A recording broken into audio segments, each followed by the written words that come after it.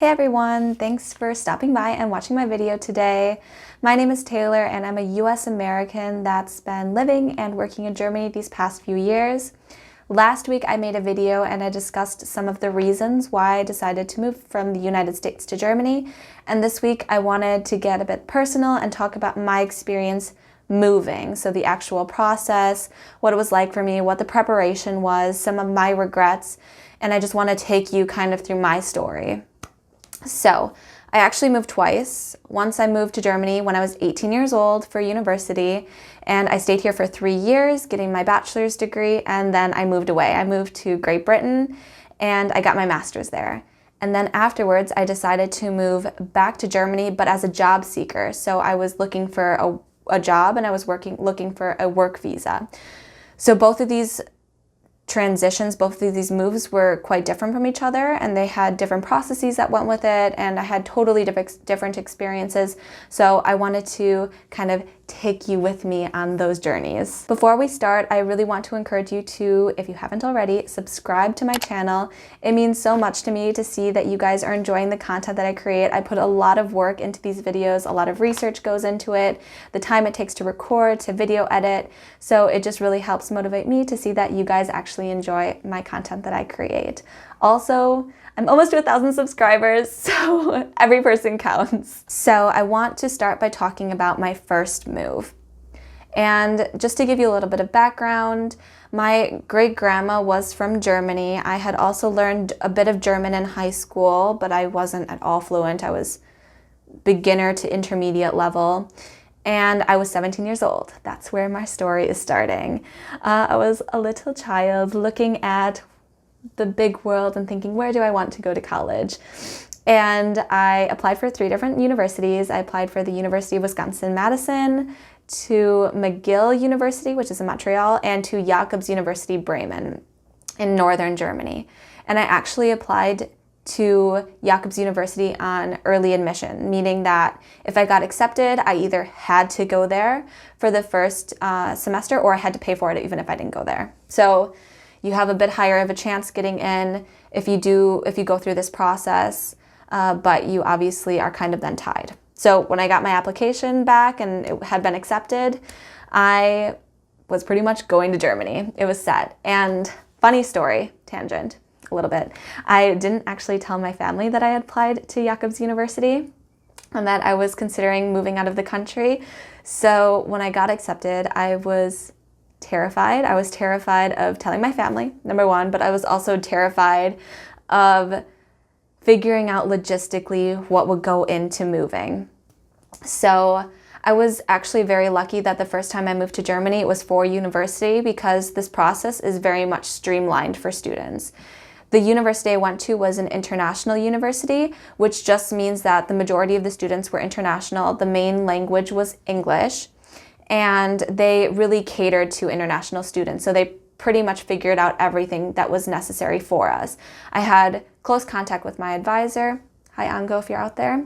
And he pretty much answered all of my questions and made me feel really secure in my decision.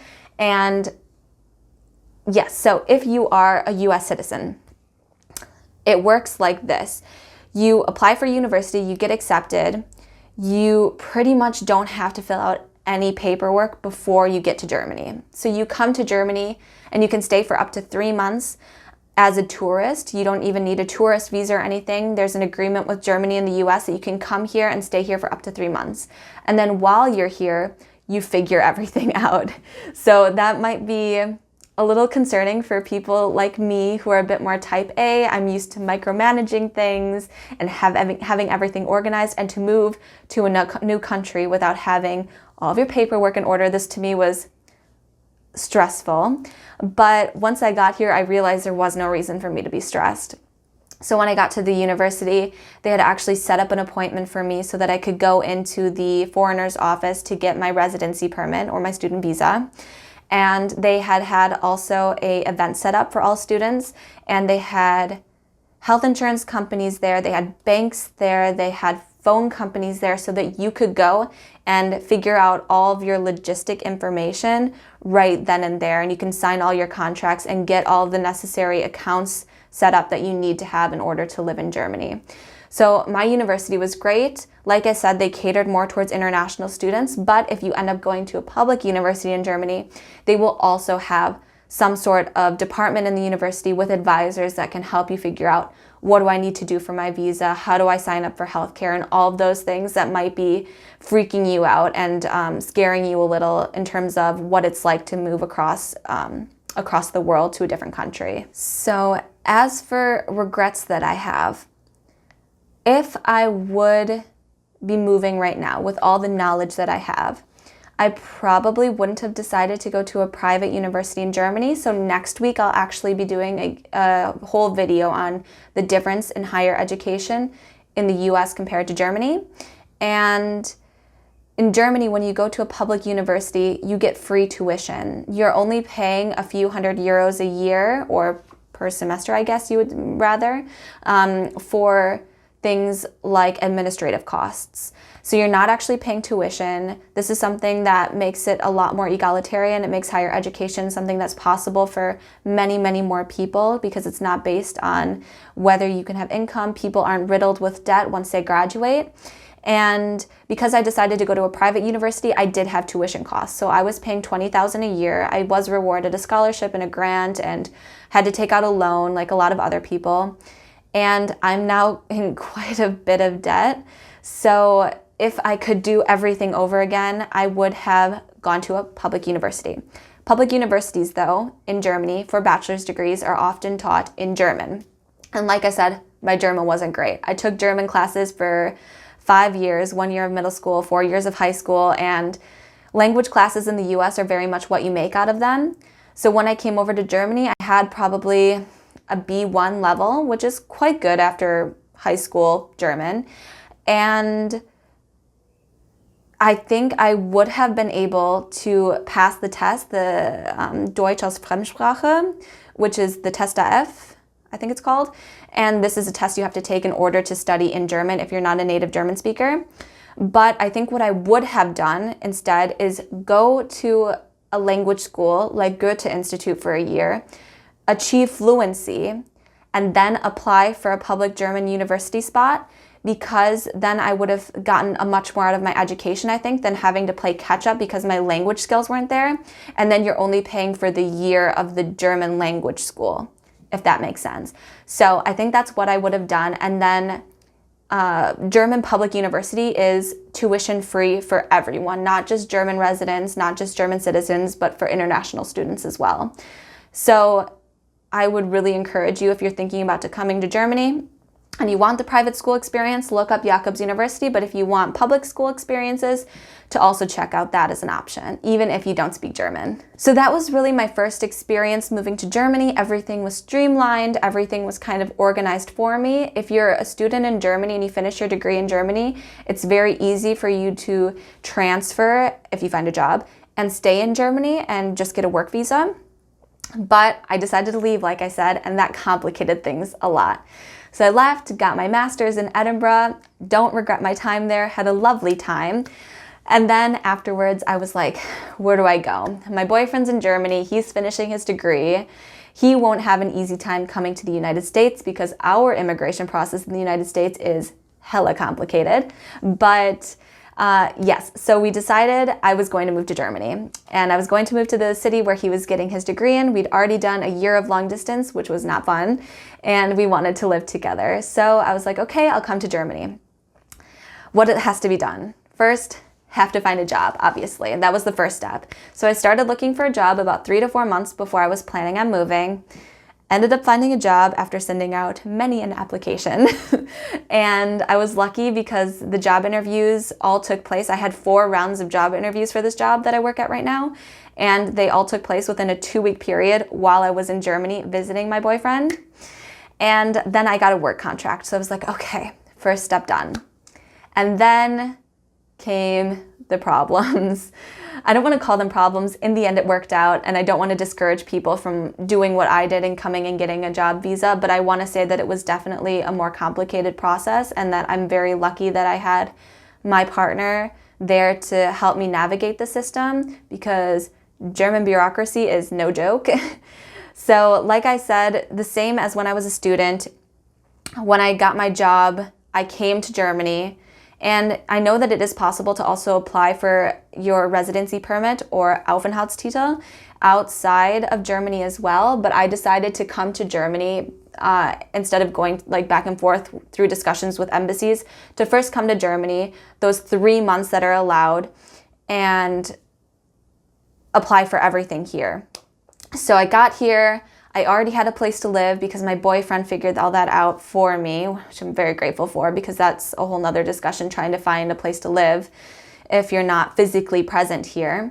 But I came here and I was like, okay, what do I do first? I decided I'm going to go straight to the source. I'm going to go to the foreigner's office. So I went to the one that's located in my city, and I found out that you're not able to sit there and like grab a number and wait like you do at a lot of other places in Germany, a lot of other official government buildings.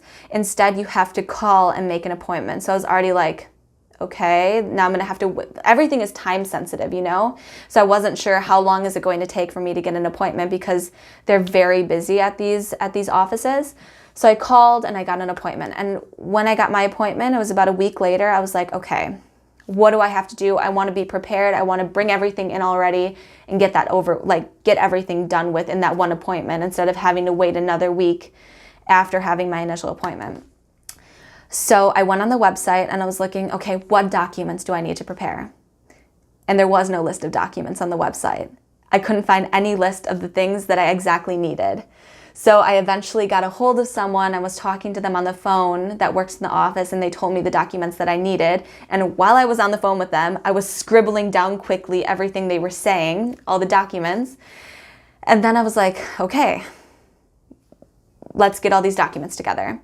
And it turns out that these documents needed to be procured in a very specific order. You couldn't just go to the bank and open up a bank account if you didn't already have the confirmation of, sorry, I only know all these words in German because I've only done this in German. The confirmation of living status, so the Anmeldungsbestätigung, no idea, like it's like proof of residency. And you can't have proof of residency if you don't have a place to live, so that you can see that problem already. You have to have a place to live. And you can't have certain things without health insurance. So it was like a specific order that I needed to get all these documents in. And then I went to the office for my appointment and dropped them off. Unfortunately, when I went there for my appointment, the person that was meant to be in charge of my status, because they do it by alphabetical order, so A through H or A through G, whatever is with this person and whatever. And my person was on vacation. So there was an arrow on his door pointing me to a different door, very official, and I had to go in and talk to a different woman. And I had all my documents ready. She took my documents and laid them on a desk full of papers, stacks and stacks and piles of papers, and she just laid my documents on top of it. And I was like, my stuff's gonna get lost and I'm never going to get my work visa. And keep in mind that my job was only going to wait so long for me. You know, I'd already been in Germany for like 3 weeks or something like that. And I already had to push back my time that I was meant to start working. And I'm very grateful for my employer that they let me do that. And I was just stressed the whole time because it felt very time sensitive to me. So then I ended up calling another hotline, who got a hold of this woman and made sure that she filed my documents correctly and that they would be processed correctly, because I was like really worried that they would get lost in the chaos that was her desk. And I feel bad for these workers as well, because they're completely overworked. But obviously when it's you feel quite worried for yourself. Then there was a problem because they don't have a way to really track where your documents are in the process of being processed. That sounds weird. Whatever. So they don't tell you where your documents are, how long things are going to take. They give you an estimate of 4 to 6 weeks, and I'm like, that's not very helpful. That's a long time to wait. And then finally, when a month had gone by, I called and I'm like, please just give me a status update. Just tell me where my documents are. Like, how much longer is this going to take?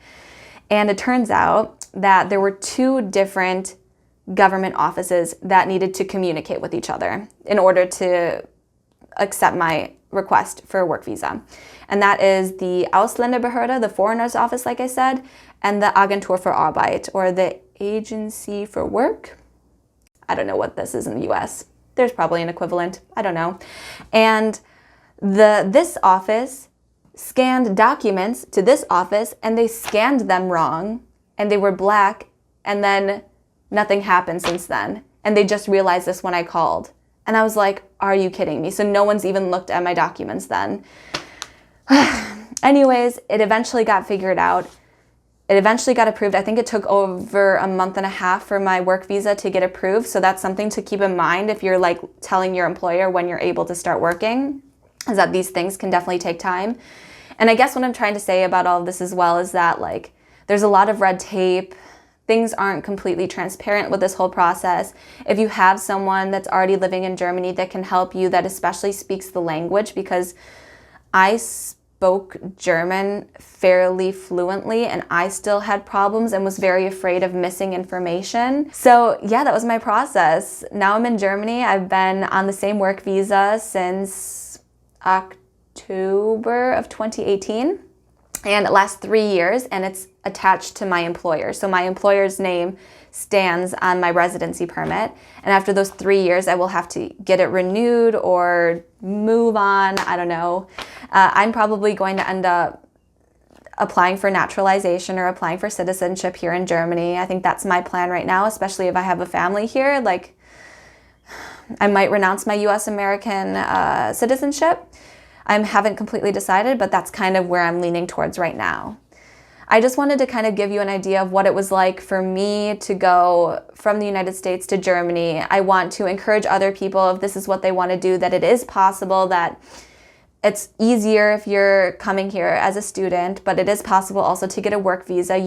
Honestly, the hardest part is finding a job. I want to just encourage people that it's possible, and I'm open for questions. If any of you guys have questions about what it was like or anything else about my personal experience, I'll do my best to answer. I'm obviously not a professional. There's probably internet sites that can tell you better than I can, but at least I've been through it, so I feel like I can maybe relate to your experiences. If you like my videos, go ahead, give it a thumbs up, subscribe to my channel. Like I said, it really means a lot to me, and I will see you guys next week, Monday. Okay, bye.